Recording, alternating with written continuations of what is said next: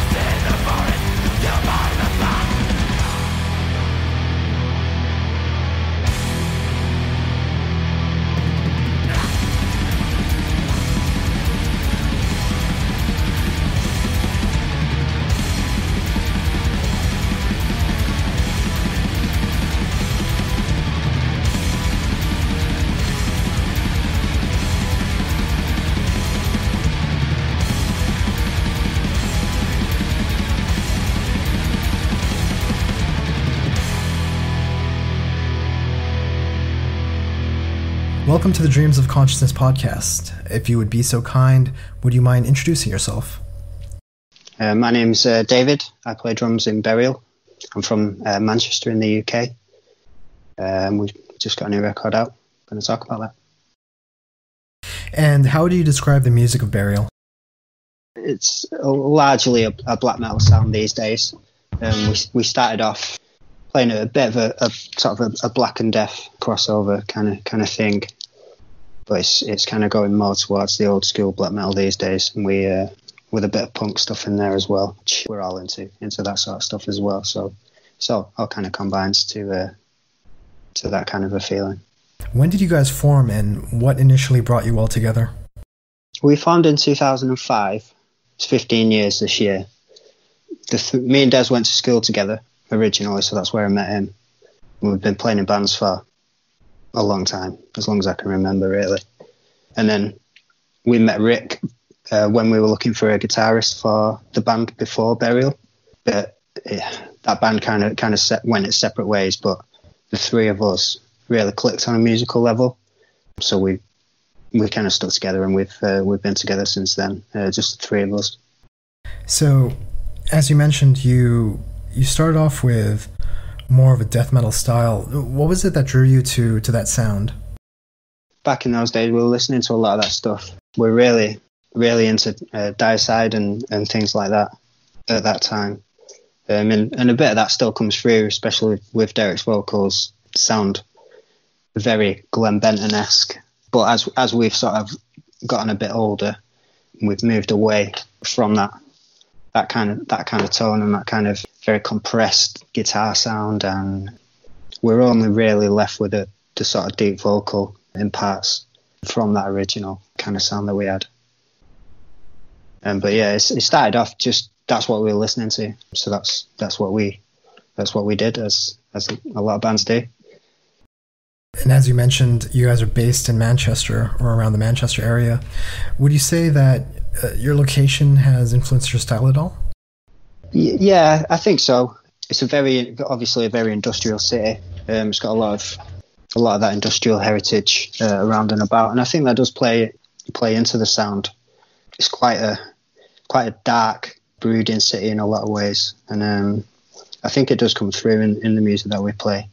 I mean, you've got a history in the city of that type of music, right from sort of Joy Division, right through to the modern day. The modern scene is still got that kind of brooding atmosphere to it. Now, what's the scene like in Manchester these days, specifically the metal scene? Because I've seen a few bands pop up from the area. Yeah, it's a pretty good scene. There's a lot of variety in it. There's a lot of more stoner and a lot of sludge bands at the moment. There are black metal bands around and about. There are some absolutely great bands at the moment in the city. We've got bands like Woad, who are phenomenal if you've never heard those guys.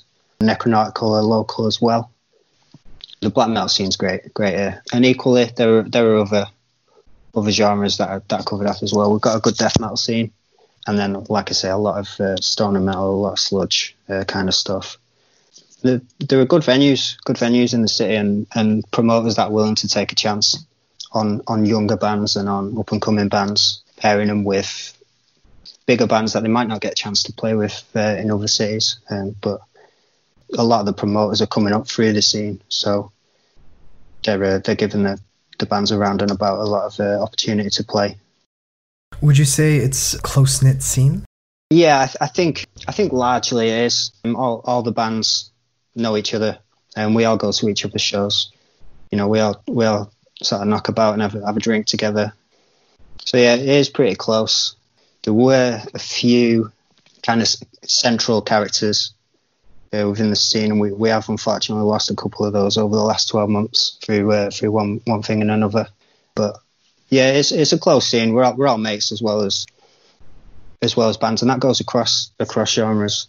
You get all the stoner bands and all the black metal bands and all the death metal bands. We all knock about together. We all came up through the same scene. We're all around the same age. So yeah, we're all pretty close in that respect. So in addition to Burial, a couple of the members of your band also play in Wolf Bastard. How do you divide the time between the two projects?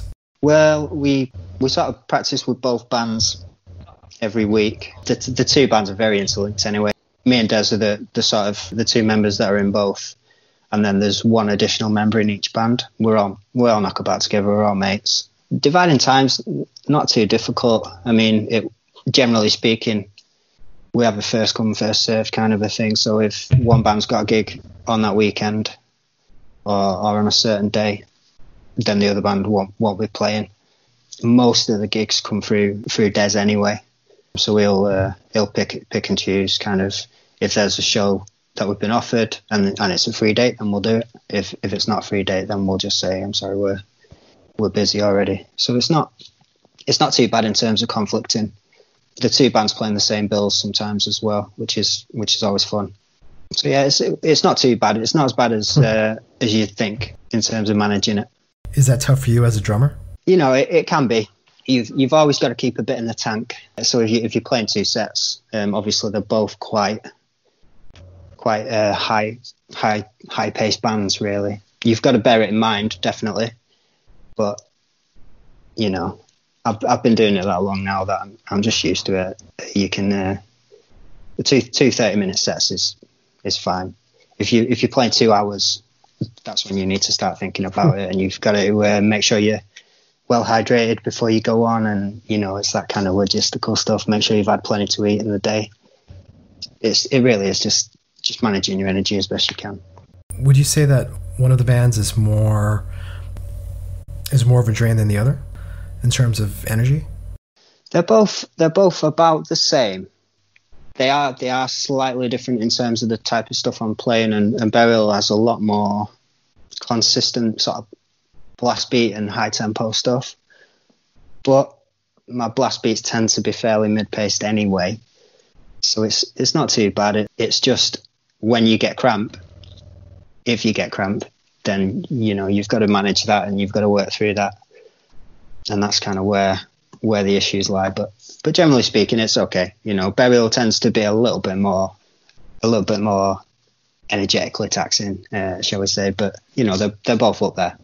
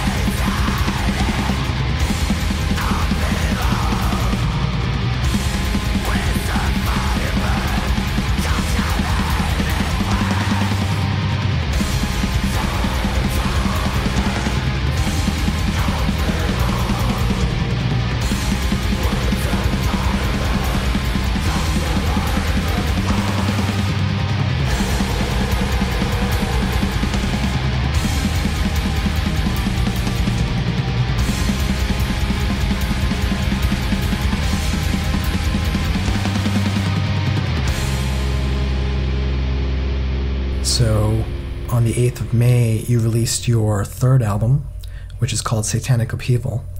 How long were you working on this album? We worked on it on and off since the album prior to that, and it was about 4 years between the two. Now, we had Satanic Upheaval recorded for about 9 months to a year before it came out. So we were working on it more or less straight away, but not with loads of urgency, kind of just writing songs when we were together and working through ideas. There was no rush to it. It's a fun process writing with the guys anyway. What can you say? You play music with your best mates. There's nothing bad about that, really. So yeah, it took a little bit of time, but like I said, we weren't rushing it. We just wanted an album at the end of it that we were proud of and that we can stand behind. So what is your writing process actually like? Do you guys jam together? Does one member come in with ideas and bounce ideas off the other two? Yeah, quite regularly. So we always write in a practice room. We always write together. No one's coming in with completed songs, but obviously more so Des and Rick than myself. But they're coming in with riff ideas and an idea of structure, how they want it to go, and then we'll write that together. My main role really is keeping the tempo up. Making sure that riffs that need to be highlighted or parts that need to be highlighted are there, whether that with cymbals or fills or whatever it might be, and just kind of making sure the song is cohesive. It might be a little bit of changing time signature or whatever from how the riff was originally brought in, but we work through that stuff all together, like as a three. There's no one person coming in with a completed song and going, here you go, play this kind of thing. I think you mentioned, compared to your previous albums, Satanic Upheaval has more of a black metal feeling to it. Is more in a black metal style. I would say so. I mean, some of the previous albums have been a little bit more kind of crossover, had a death metal feel to them more than a black metal feel. But I mean, a lot of it is just the stuff that we're listening to these days tends to be that black metal, and specifically kind of older school kind of stuff, and that's kind of reflected in the way the records come out in the end. So was it a conscious decision to move in this direction, or was it just a matter of things rubbing off on you? I think it's probably a combination of the two, really. We were looking to move in that direction, and similarly we have ideas where we want to go next. So we do have it in mind, but as well, what you're listening to, I think, does tend to reflect itself in the kind of music that you're playing, and where your influences come from is going to at least give you a kind of a starting point.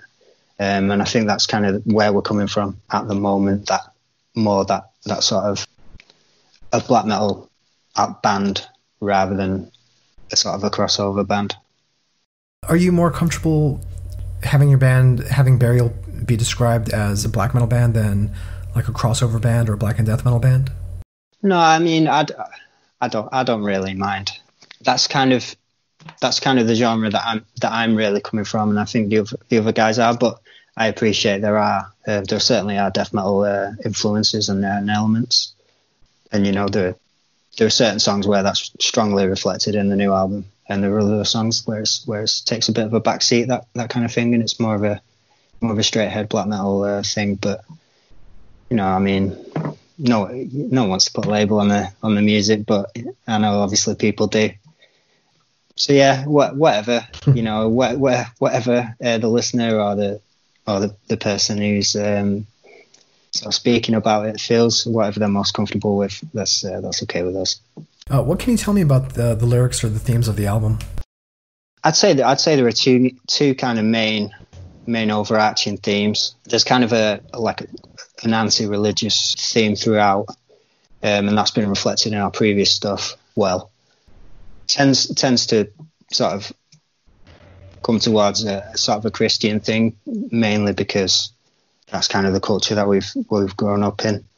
But in this new record especially, there's quite a lot of like a nihilistic feel to it, and that's sort of coming through more and more as we're getting a little bit older. We want to explore more complex themes, I guess, lyrically.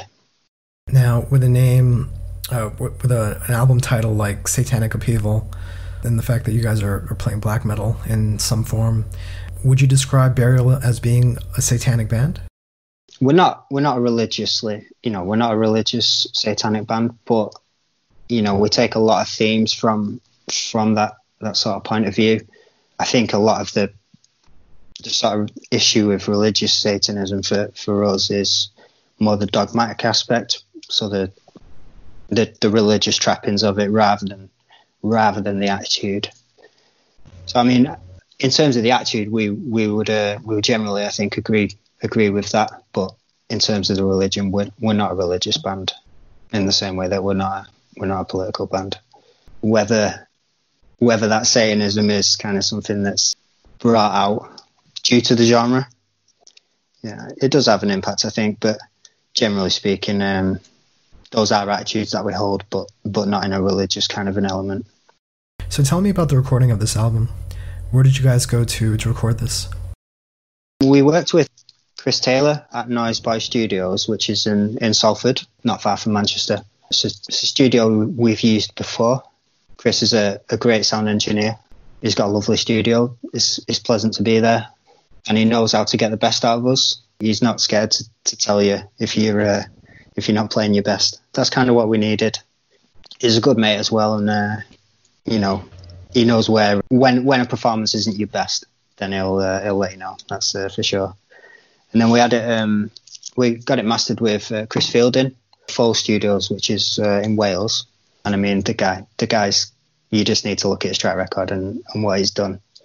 We knew he was the right guy for us, and we're pleased with the work that he's done there. In terms of the recording process, we were working over a few weekends, basically. And we did the drums in one weekend, and then we did the bass, and then we did the guitar. Vocal last of all in weekend and evenings kind of thing. So it was done in bits and bobs rather than a straight through process. But like I say, Chris is tough. I can't really fault him. His processes are great, and his albums always sound good. So, I mean, what can you say? As you mentioned, 2020 will be the 15th anniversary of Burial. In the 15 years that you guys have been recording and playing, what are you most proud of? There are a few high points. I've got to say, though, to be honest, this album is my favourite one. Not just this band, of anything that I've ever recorded or played on, and I'm incredibly proud of this.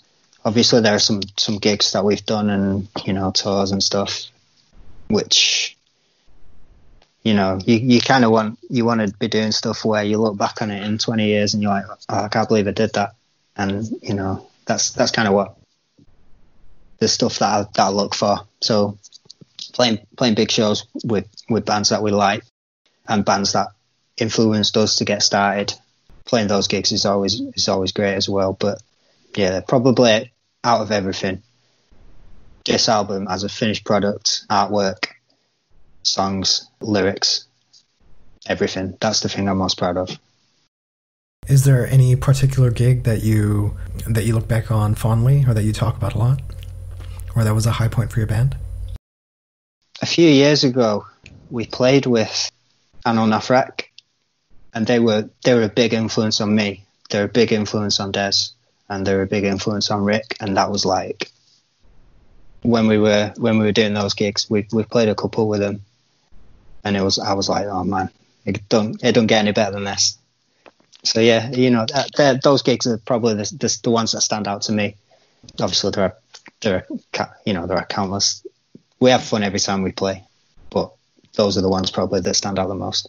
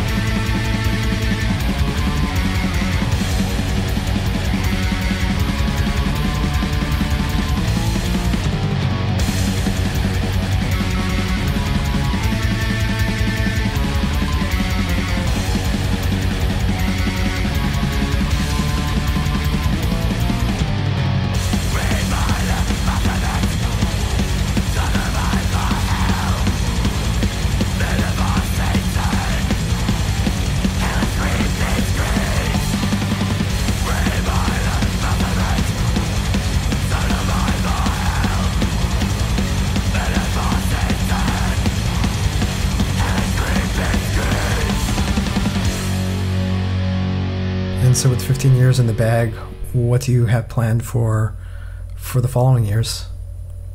What do you guys hope to accomplish? We'd like to tour big, really. Go everywhere that we can do. Obviously, given the current circumstances, that's taken a bit of a backseat, but that's definitely on the agenda for 2021. Probably now we'll be playing as much as we can. We were talking the other day about starting work on the next album, so I'm looking forward to getting back into the writing process. Just when you're just rehearsing for gigs, that's one thing, but when you're writing a song, it don't get any better than the first time that you play it through, all the way through, and it's finished. That's what you're just emulating whenever you try and play it live or whenever you record it. It's the feeling of that first time through. So I'm really looking forward to getting started with that again. It's been, like I say, it's probably been about a year since we last did any writing. So yeah, I'm really keen to get back on that, and we'll be back playing gigs as soon as we can, of course. Depends how things pan out. Now, do you guys have a plan for when you'd want the next album to come out? We don't have a date in mind particularly. We'll be looking perhaps in a couple of years.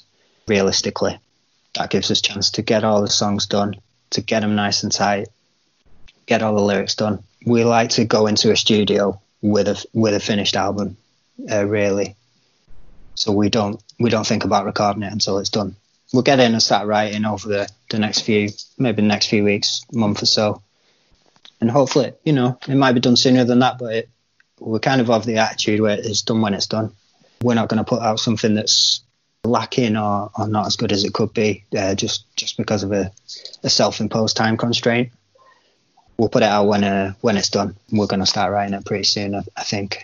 So yeah, there's no hard and fast kind of time when it'll be done, but in the next year, maybe 2 years, perhaps. The new Burial album is called Satanic Upheaval, and it's out now through Apocalyptic Witchcraft Recordings. Tell people how they can order this album. What's the best way for people to get this? You can get it a few ways. You can buy it direct from us using our Big Cartel. The website for that is burial.bigcartel.com. Buy it direct from Apocalyptic Witchcraft if you were to go on their website. You can get it via Plastic Head. You can also get it via Seasons and Mist in the US. And it's on all streaming services. So, it's nice when people buy a record, but if people want to listen to it, it's there. It's there for people to listen to. It's on Apple, Amazon, Spotify, all the usual business. And if people want to follow Burial, what's the best way to do that? The best way is probably via Facebook, which is Burial the Band. And we also have an Instagram, which is burial_UK.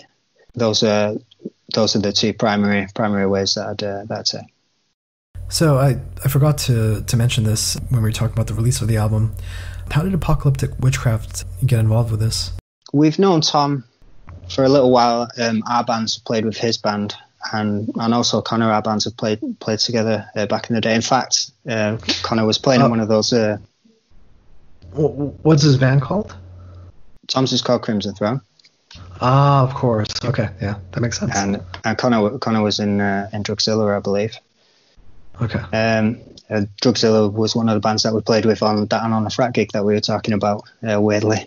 So we're familiar with each other. We sent them some rough mixes of the songs.